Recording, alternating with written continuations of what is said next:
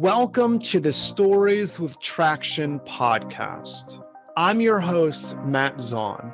Thank you for joining us as we uncover how stories are one of the most important aspects of your business. We'll talk about struggles, victories, and how you can utilize strategic storytelling to inspire those around you to action. Enjoy this episode. Today, more than ever before, our society needs something. This something will not only get our communities back to where they need to be, but it will elevate all of us in life and business. That something is leadership, but not just good leadership, great leadership. And that's what this episode is going to focus on. Today, I'm excited to talk about great leadership with Chris Banks, who is the president of Banks Industrial Group. And we're going to dive in and we're going to talk about what leadership is and some of the things that leadership is not. So welcome to the show, Chris. Thanks, Matt. No, I really appreciate you having me on. Yeah, and I'm really excited to have you on because for everyone listening, the reason why I had Chris on was because a couple months ago, Chris and I had a conversation in person where he was sharing stories with me that I think would be very helpful to this conversation to process what leadership is, what it isn't. I was very intrigued and fascinated by your background. So I want to dive into a little bit about, where you came from, what you're about, where you are now. And I want to start with your days on the Hill. So you were a Senate liaison officer in Washington, D.C., and I'm interested to hear a little bit about the different things you learned in the political space, how you got there, and then also how that transitioned into the political environments or the business environment. So can you talk a little bit about your days on the Hill, what that meant to you, some of the concepts that you learned? Yeah, sure, Matt. So I was a naval officer, to be fair, I was a Navy Senate liaison officer. And so I was selected to represent the Navy on the Hill. Each of the services has an office, a satellite office inside Congress, and our job is while Congress is in session, it's pretty mundane to make sure that all the paperwork, all of the requests, all the various constituent requests, all the issues get relayed over to the Pentagon in an efficient manner. The Pentagon's a pretty big place, and you don't just, pull out a directory to solve a problem. So we had an office there, and our job was to provide the interface between the Congress and the Pentagon.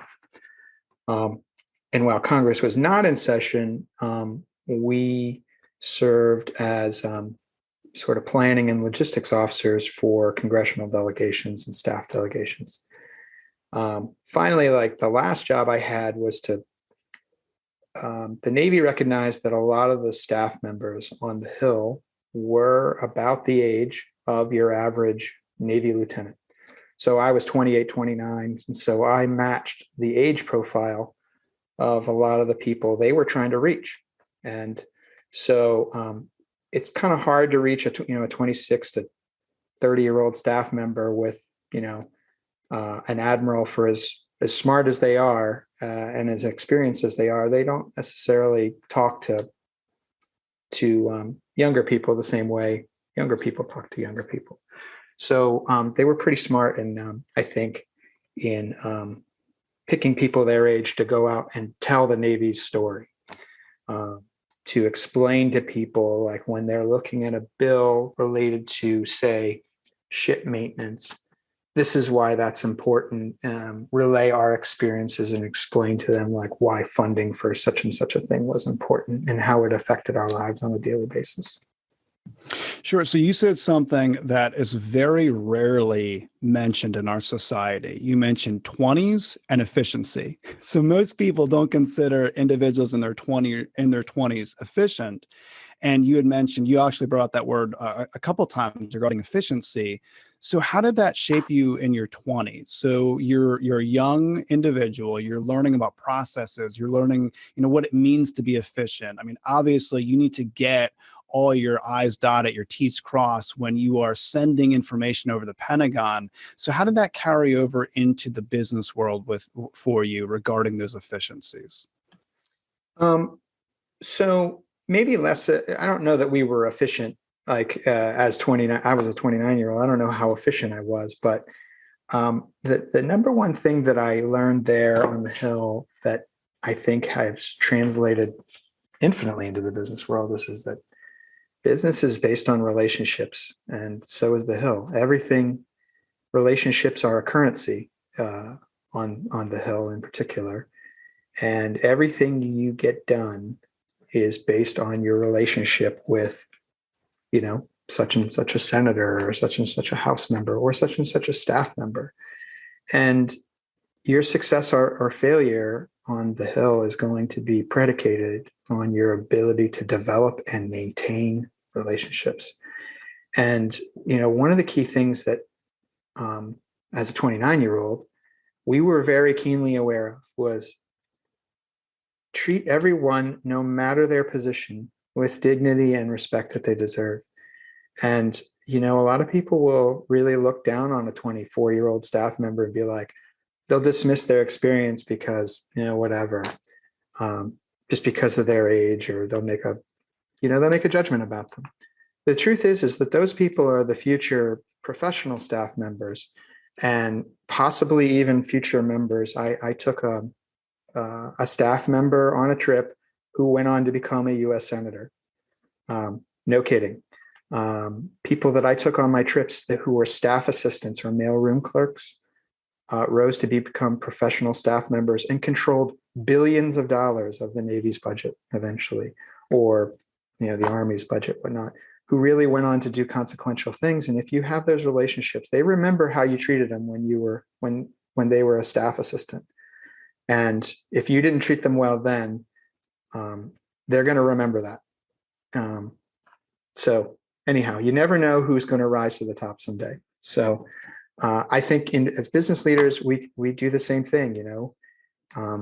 In my company, where Banks Industrial, we interface with people of all ilks up and down we do maintenance and repairs in our business. And so I'm constantly interfacing with a guy who might be a maintenance technician today and who might be running the plant's entire maintenance budget in 10 years. So that principle applies in business as well. So that's a little bit of generational thinking. And that's, to me, that's the difference in good leadership and great leadership, is recognizing it doesn't matter who the individual is. They are important, not only because they're human beings, but from a business and tactical perspective, they're important because they may be the decision makers of tomorrow. You had mentioned that staff member that became a U.S. senator. It's interesting that you say that, because I actually had an intern working for me years ago. This is several years ago. And people treated this person terribly. The constituents treated him pretty poorly because he was, an intern. And other individuals in the office didn't treat him with as much respect as I would like. And I did what you did. We had to have a conversation on, this is a person, he's learning and he is developing and he's consistently getting better. Well, sure enough, would you believe, I mean, you will believe, but 2 years after this whole thing took place, he became a powerhouse on the Hill, had the ear of numerous U.S. senators, and he's the individual I call now when I want to get a meeting with a senator.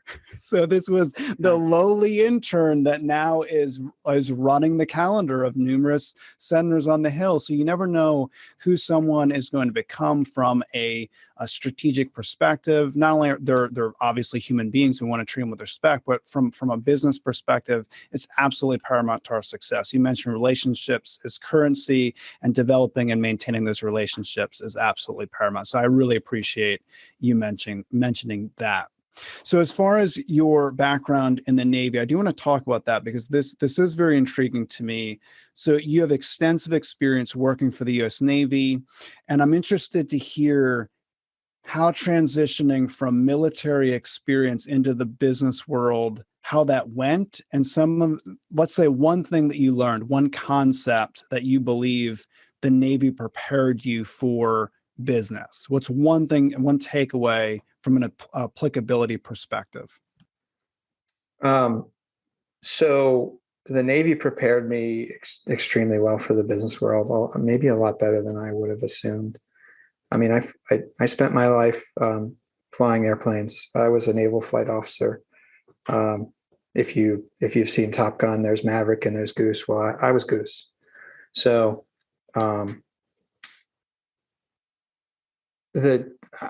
we could talk for hours on the things that I took away from it. I think I can start with a couple of clear ones. Number one, the Navy made I think the number one key transition thing going from the Navy to a business leadership position is the Navy made it easy to tie things to the mission, right? It's all about the mission. I used to say to myself, it's the mission, stupid. Constantly focus on the mission. And people will give you the shirts off their backs if it's for the mission. Now, the challenge for business leaders is to work for a mission other than just money or shareholder value. And so you have to unite your company behind a mission that they can rally behind, beyond just money, because, money is a motivator, but it's not the only motivator.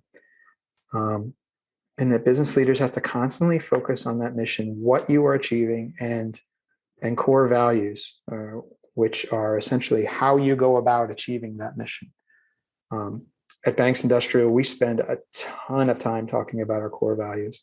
We've got 4: family first, safety at any cost, do what's best for the customer, and be fair to everyone. And I'm constantly reminding people weekly, daily, about how challenges relate back to those core values. I think the second thing that the Navy really prepared me for was to learn from your people, even when they report to you.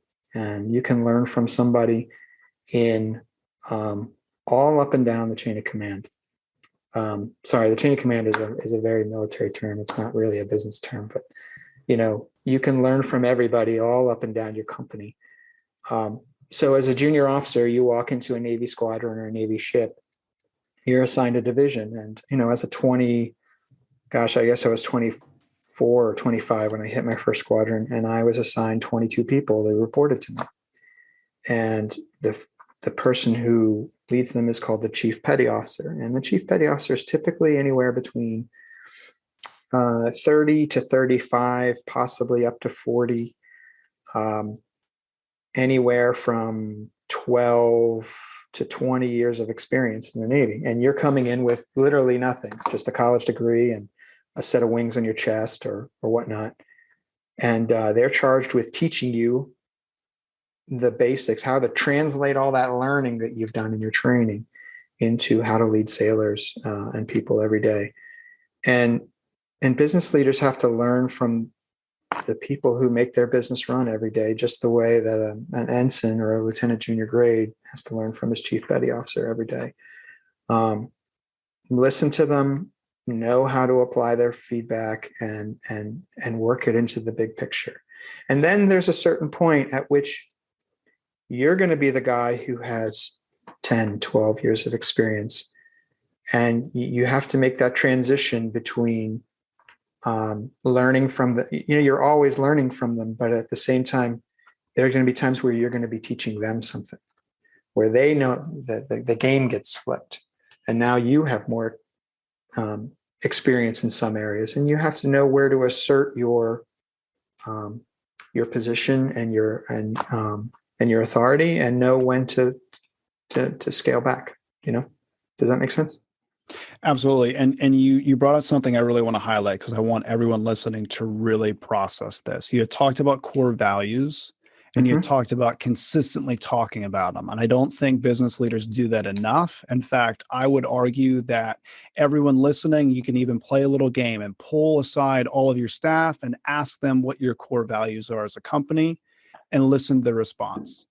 more than likely a lot of people listening, this is going to be a little punch in the gut, because I would argue that a lot of employees out there don't even know what their company core values are because the leaders are not talking about them enough. So I really appreciate you mentioning that.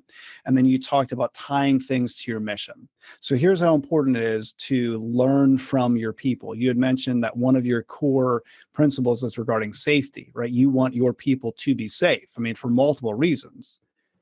If you're not listening to someone on your team that might not be in a leadership position regarding safety, maybe something's happening that could cause someone to be injured on the job, and you're not willing to listen, that's a huge detriment to you as a leader. And I feel a lot of leaders, they try to lead behind their desks from pen to paper. But Chris, it's so much more than that. Our people could be teaching us different things that we never even thought possible when it comes to our core values. So I think that is such a value add. So I really appreciate you mentioning that. Yeah, I want to, Matt, before you go into the next thing, you talked about, definitely.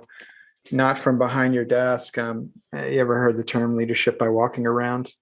Sure, absolutely. On an aircraft carrier, I would spend, I have two shifts of people and you're working pretty much 24 hours a day. And so you'd have two shifts, 12 on, 12 off. And in some of my jobs, I had like 15 spaces where I had, X number of people, 100. At one point I had 250 people reporting to me, and they were in about 15 spaces. And I would walk to all 15 spaces in the morning, and I would walk to all 15 spaces in the evening, almost every day, as my schedule allowed.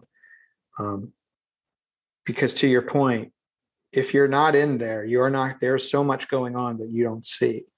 And if you don't get out there amongst people, know their names, learn about their problems, find out what resources they don't have, what resources you need to be providing, what support they need. There's going to be a lot that goes missed, and they'll reward you for it, that time spent. Oh, the business value that anyone could get is it's incredible. I mean, I think while you're talking, I thought of the story regarding Barefoot Wine. Very interesting story. As everyone listening knows, the wine industry, unbelievably competitive. And the owners and leaders of that organization would walk around the warehouse asking why shipment wasn't going the way they needed it to. And their employees said, it's hard to find the crates because all the crates look the same. So literally all Barefoot Wine did was they started making their crates colorful. They had different colors. They would paint it on the crate. And then everyone in the warehouse knew this is Barefoot Wine, this is not Barefoot Wine. So they actually gave more treatment to that Barefoot Wine. And that's a huge part of their story on how the company took off, was because everyone in the warehouse could recognize what that wine was. Well, if they weren't willing to do what you do, Chris, and talk to your team and walk around and figure out what's happening, they would never have known that. So I appreciate you mentioning that. I think that's a really good point.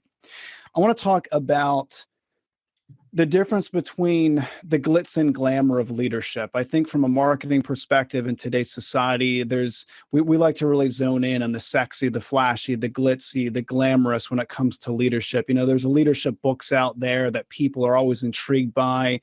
I think a lot of people, they put entrepreneurship on a pedestal and look at this. This is so cool and neat and interesting. But we both know leadership can be hard. To be a great leader, it takes tremendous grit. It takes tremendous sacrifice. So I'm interested to hear your perspective based on your experience. If you walked into a room of people that were currently in business school, what would you want them to know that you think they're not learning in business school? What's one takeaway that you would mention to them? Or it might be more, but at least one takeaway where you would say to them, this is something you also need to think about as well. Humility and the power of debriefing, I think, is and reflecting on your lessons learned. I'll tell a story here. When I was deployed in Afghanistan, we would fly really long missions. In a tactical jet, we would fly sometimes up to 10 and a half hours. And by the way, the human body nor the jet was designed to do that. So you would you would, you'd be up in the morning, you'd prepare for your flight. By the time you're at the end of the flight, you've already been at work probably 14 hours that day. So one of our aircraft came back, and it featured the most junior pilot in the squadron and the most senior flight officer in the squadron. And when they went to put their landing gear down, the nose gear didn't come all the way down. And so they ran through the checklist, and there's a checklist that you run through word by word, point by point. And that's what we learn. That's how we train. And they eventually landed uneventfully. But when they debriefed, they realized in the debrief that when they reviewed the checklist that they had gone over, they had skipped a step.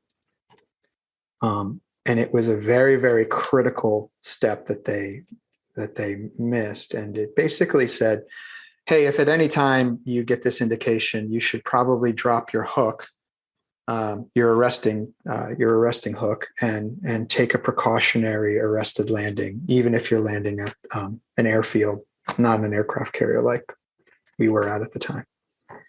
So, they debriefed it, they worked it out, and they talked about how they possibly missed that step. And trust me, it was a big mistake.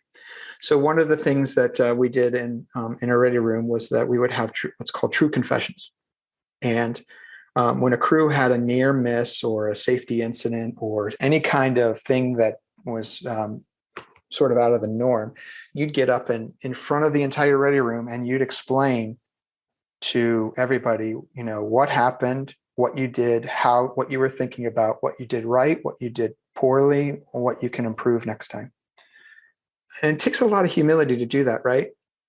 Because you're standing up in a very competitive environment in front of your peers, and you're admitting your mistakes. And sometimes admitting things like, sometimes the mistakes are beyond your control, some of them are very understandable, but they're mistakes nonetheless. And we're in a business that's unflinchingly punishing to people who make even sometimes the slightest of mistakes. So the junior pilot gets up and gives a very well thought out and thoughtful debrief to everybody about what they could have done better. And the commanding officer, who was the most senior flight officer in the squadron, he gets up and he said he was the person that skipped the step. So wow. Yeah, so he was the person that skipped the step. And rather than what he could have done was stand up and say, hey, look, this can happen to you. I have 3,000 hours and 20 years experience doing this, and this still happened to me. I'm very fallible. Instead, he got up and said, well, I had read all this, I had read thousands of reports, and I rationed that he made a bunch of excuses for why he skipped the step instead of just admitting the mistake. And I'm going to tell you right now, he already didn't have a lot of credibility within our ready room. But that day, whatever credibility he had left was gone. Wow.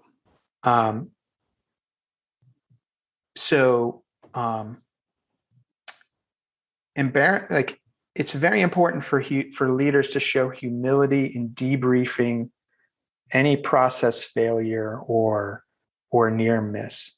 Acknowledge your mistakes, fix them, and come to the realization that whatever embarrassment you have from any role that you had to play in a mistake, that's temporary, but your credibility is forever. Sure. And he sent a very powerful message to everybody in that ready room that was not a good message. And frankly, there was some cleanup after that. And to the junior pilot, I'll give him a shout out. He knows who he is if he's listening to this. He stood up after the CO or the commanding officer had sat down. He stood up and said, yeah, we still messed that up. And I won't paraphrase what he said. We still messed this up, and we still should do this better next time. Basically correcting what his boss had said. And And it was like the whole room was like, oops, wow, awesome. And commanding officer's credibility, 0. The junior pilot's credibility went through the roof that day. So wow. Yeah. Very interesting. Yeah. So, all right. So I'm thankful that you said this on multiple levels. So this is something that everyone could take and expand in their life. So debriefing, I feel like, is not only for anyone in like a mid-level position or even below in corporate America, but also the leadership as well. So that would be an awesome point to share to a group full of individuals focusing on business school. But what about executives? What about executives? Like, what would be a practical way for leaders of leaders to initiate more debriefing in the workplace? Well, you have to make it culturally like a mandate. So in naval aviation, it was an accepted thing. You never did a flight without a debrief. Never. No level, like even if you went up and did, a 1-hour flight that had no events, you always debriefed it. Wow, really? Wow. And we are instituting that in our company. We're a construction company, so there's a lot of similarities in making a plan, briefing to everybody what the plan is so that everybody knows what their role in executing the mission is, going out and executing it, and then afterwards sitting down and saying, okay, what could we have done better? What tools could we have brought to this job? What preparation could we have done the day before to ensure that we were ready to do our jobs this morning right at 8:00? Or how could we have gotten this job done more profitably, more quickly, more efficiently, et cetera, et cetera, et cetera. And that has to go all the way to the top. It has to go all the way to the top, because when people make mistakes, you can't forget to look up and see who put them in a position to either succeed or to fail. As a leader, your job is to put in any operation, your job is to put qualified and rested people in a position to succeed.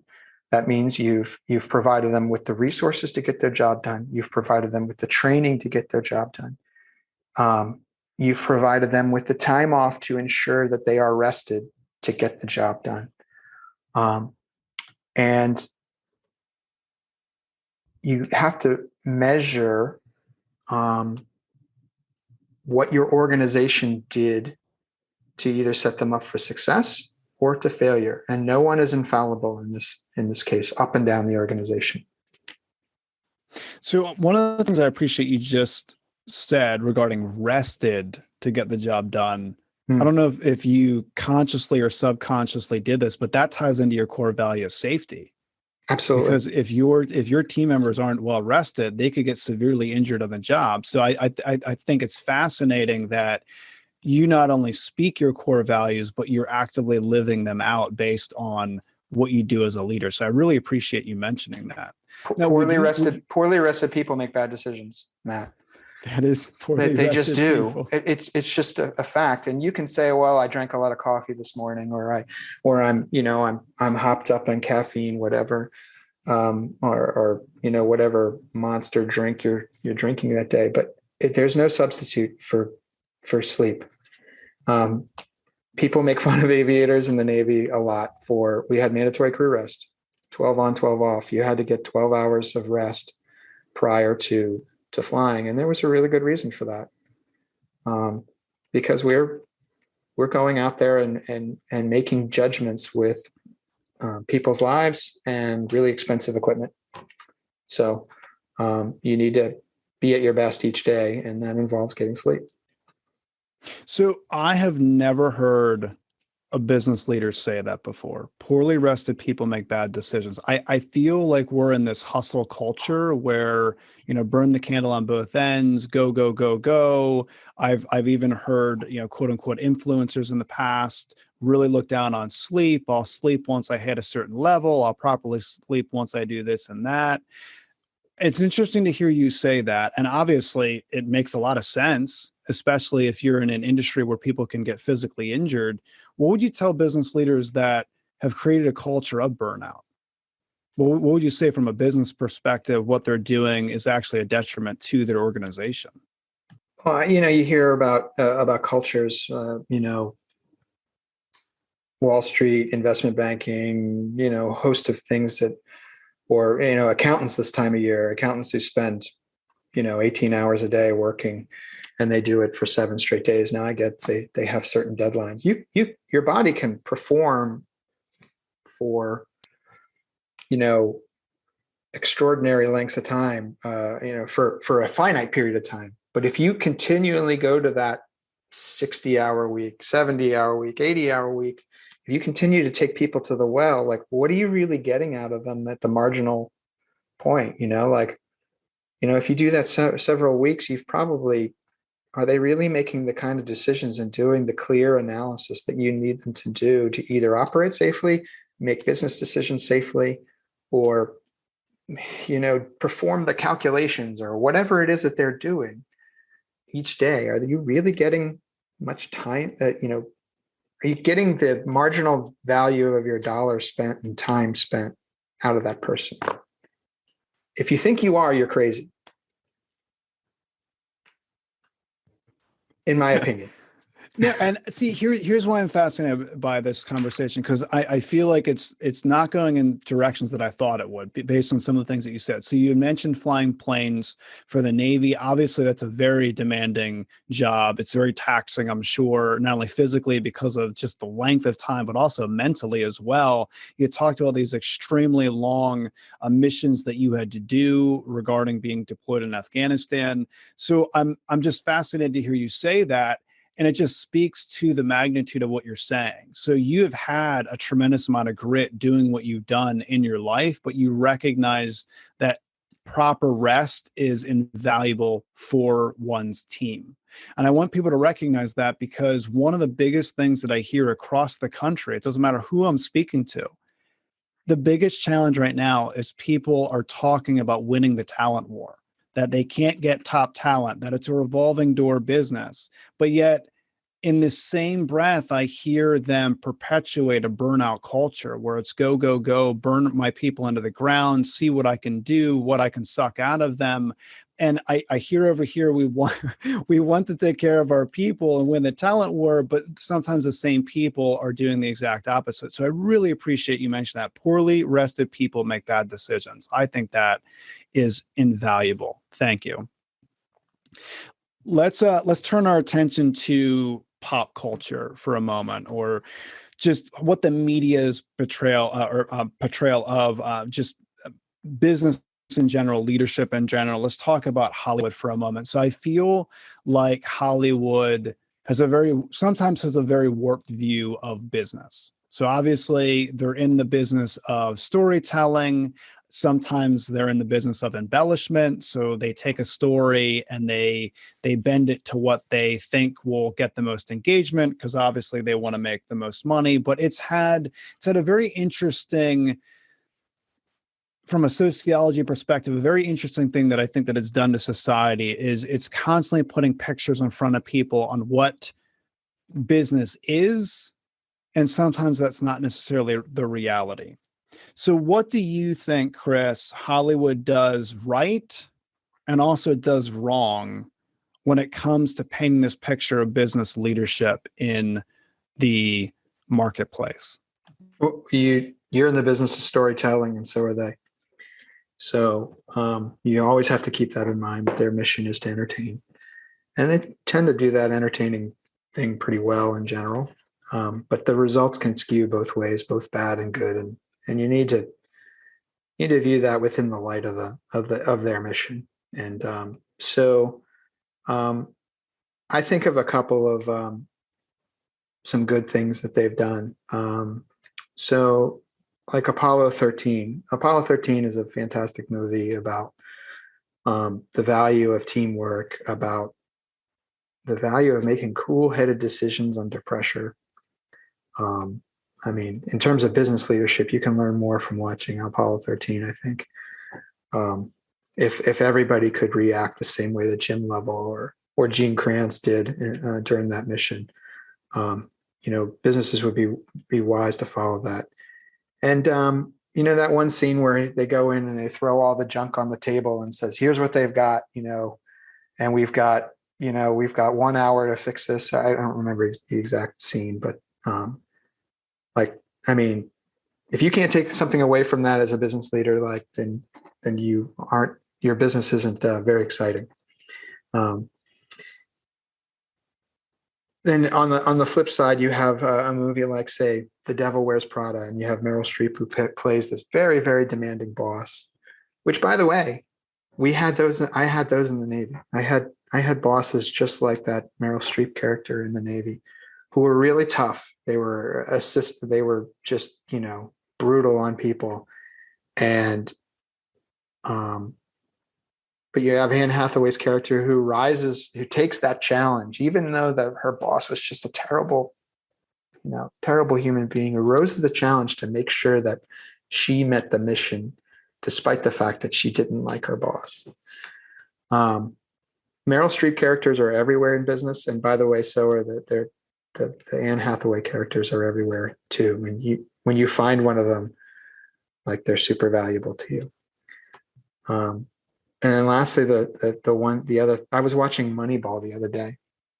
And I think a lot of business leaders could learn a lot from Billy Beane in that movie, to have the courage and conviction and leadership to do things differently.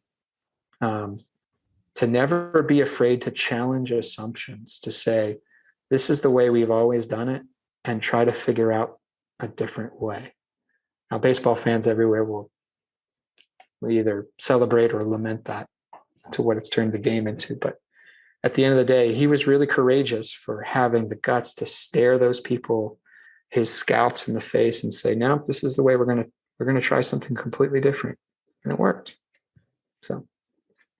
Yeah, when you're talking about Moneyball, one of the things that I comes to my mind is, are leaders willing to look foolish now to look like geniuses later on? Yeah. And that is really what he was, looking like a complete idiot. And then sure enough, he looked like a genius. So let's tie those two things together. You'd mentioned Apollo 13 and Moneyball. So you said during Apollo 13, just being level-headed, rising to the occasion, the value of teamwork, and then also making decisions that might look silly in the moment, but actually pay off in huge dividends after the fact. So in your industry, you'd mentioned there could be a lot on the line. Someone could get seriously injured if they're not doing those debriefings. They're not really focused on the mission that you're painting. So what is the best thing to create a company culture of being level-headed? Are there different strategies, different concepts? What have you done in your organization to create a sense of being in the present moment, not feeling rushed, so you don't have injuries? I think for crisis type stuff, to be able to respond, you've got to have just a ton of training and rehearsal and practice about how to do certain things. So I use another Navy example. On a Navy flight deck, we would train once day, once night, so twice per month on how to do what's called rigging the barricade, where if you have a crippled airplane who can't quite land normally, they'll put basically like a big soccer net up on the deck, and they'll fly into that, and it'll catch them. But the rigging of that soccer net, if you will, it's called the barricade. It's a complex process, and you have a lot of, most of your people out there are between 18 and 22 years old. So you've got to practice a lot. Practicing flight deck the responses to flight deck crashes and things like that nature. If you constantly practice and you reinforce what you're supposed to do, and then it gives people the repetitions. People have to see something so many times before the game slows down for them, right? I guess it's no different than like a quarterback, right? A rookie quarterback, the game moves really fast for him. Everything moves really fast. But when you get somebody who has some experience, who's had the repetitions, they talk about how, like for a guy like Peyton Manning or Tom Brady, the game slowed down for them. And your organization is no different, and your people are no different. You just have to give them the reps so that when things go badly, they can react and respond accordingly in a cool, calm-headed sort of way. I appreciate you mentioning training, because I feel like a lot of individuals out there, and again, this is what goes from good leadership to great leadership, is sometimes we view training as a burden, something we have to do, we don't really want to do, but it's something we have to push through. But really, based on what you're saying, when you really stop and think about it, if your core, one of your core principles is safety, if the proper amount of training isn't going into that, you could have an injury, which is absolutely devastating to not only that individual, but also the organization. So it's paramount to us and our success, regardless of what everyone listening does, to really focus on that training, on that development of people, so that they are ready for when it really matters. So I appreciate you mentioning that, Chris, for sure. So I got a lot out of this conversation, and I really appreciate your time. I want to highlight a few of the things that are key takeaways for me, Chris. So you had talked about relationships being currency, talking about developing and maintaining relationships, regardless of where it is within the organization. I think that was extremely valuable. You also talked about tying things to the mission and being so focused on the mission, what that means. And you had mentioned work for a mission other than money. I think that was absolutely key. You also talked about humility and debriefing. I was very interested to hear you mention debriefing as something that you would mention to a group full of people in business school, but it's so paramount to people's success that they truly grab a hold of it. You talked about true confessions and what it means to actually debrief and go through best practices. I also really like what you said, poorly rested people make bad decisions. I love that, because I don't think enough business leaders say that, because we really bought into this burnout hustle culture where people have this revolving door business. They train top talent and then they're out the door. So I think if people heeded your advice, it'd be much better from a company culture perspective. And then you also talked about what Hollywood gets right, the value of teamwork, how it's important sometimes to look foolish now so we can look like geniuses later on. So I really appreciate all the different things that you mentioned during this conversation. And Chris, if there is something said today, people want to get more information on your company, they want to get more information on you, where are some places that they can go to find that information? You can find us primarily on www.banksindustrial.com. Okay, perfect. Awesome. I will include that in the show notes so people can just go right to your site.